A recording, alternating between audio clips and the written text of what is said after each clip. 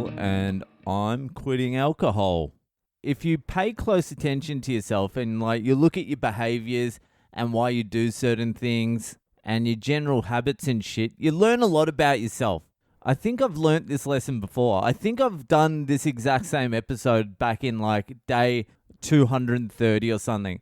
But the problem for me is not when things are going bad. Because when things are going bad, you have something to fucking fight against. You can be a hero. You can fucking stand strong and you can fight the bad times. You know, when you're going through a bad period, you've sort of got a clearly defined fucking goal. I need to get through this bad period. So you muster all your strength and all your resources and you get through that hard time. For me, the problem is the good times. I have no idea what to do when things are going good. The usual thing I do when things start going good is I go, this is sick, and I just chill out. I'm like, it's time for a break. Things are going good, take the foot off the accelerator and just give yourself a little bit of a fucking pat on the back. That's what I do. I do it every single fucking time. And here's the kicker. Things aren't even that good. They're just not bad. You know what I mean? Because I fucking just kick back and give myself a good old pat on the back when things start going even remotely well, which is the equivalent to them just not being shit.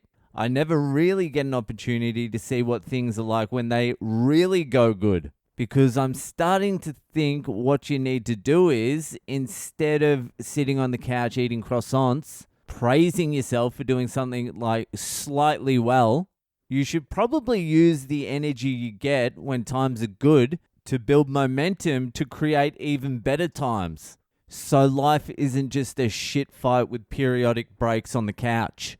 I think this is why you set goals that are just way out of reach as well. So you don't fucking overhype yourself on the small wins because you got the fucking big goal ahead of you. You see it with sports teams. Someone will win the semi-final and they'll celebrate it like the final. And you're like, that team's going to get their fucking ass kicked next week because they've already played their fucking grand final. They've fucking already lost the Super Bowl because they played it the fucking week before. I like the team that makes it to the semi-finals, wins it by 1 point in the last minute and don't even celebrate. They're just like, we've got business next week. This wasn't the goal. We've got bigger fish to fry next week. We only won this game by a fucking point. We should be ashamed of ourselves. That's the fucking winning mentality. I'm not even like the semi-finals guy. I'm like the second division team on the bottom of the ladder that accidentally draws with the top team every now and then, once every 5 years. And the fans celebrate that as well. They're like, remember that time we drew with the fucking top team? And then we got relegated to third division for the next 5 years because our goalkeeper was an alcoholic? That's like my mentality. I've got to fucking change it. I need to get the fucking Leicester mentality. I need to be like, yeah, we're poor cunts and our striker looks like he breaks into cars before the games, but we're going to win this fucking thing. I need to taper down the small wins. You want to be Jordan, you want to beat 4 defenders and then make an impossible layup and draw the foul and then just fucking shrug. You don't want to be like, I just did a fucking really good gig to 3 people in a container. I'm possibly the greatest comedian of all time. Why don't you take a week off? Relax. I don't know what other comedian in the world would take a week off after that. Even last night, I had a great set, and on my drive home, I was feeling pretty good, and I'm like, fuck it. Get a kebab. It's almost 1 a.m., but get a fucking kebab. You deserve it. You did 15 good minutes on stage. Go get a kebab, and then come home and scroll on your phone till 3 a.m. Ruin all the next day.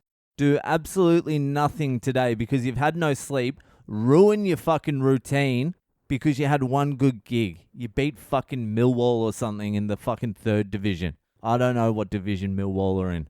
So I need to start acting a little bit more like Jordan and a little bit less like Boyle. A little less celebration when you're hitting a layup in the pre-game fucking warm-up. That's what I'm doing. I'm in the fucking pre-game warm-up and I'm like, booyah!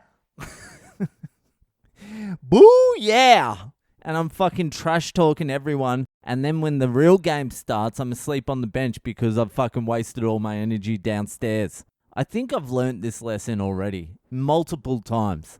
So what I'm going to do now to counteract this fucking flaw in my personality, and my behavior is I'm just going to set a goal that's so fucking far out there. It's got to be possible though, but it's got to be so fucking far out there that anything that comes before it is just virtually meaningless. It's just a little step on the way to this big fucking thing.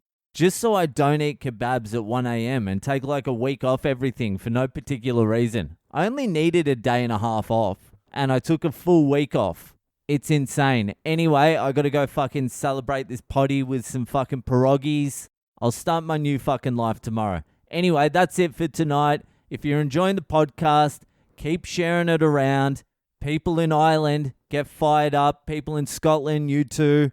England, I'm coming. Then next year, US, Canada, New Zealand. If the world's still around. Anyway, that's it for tonight, and I'll see ya the fuck later.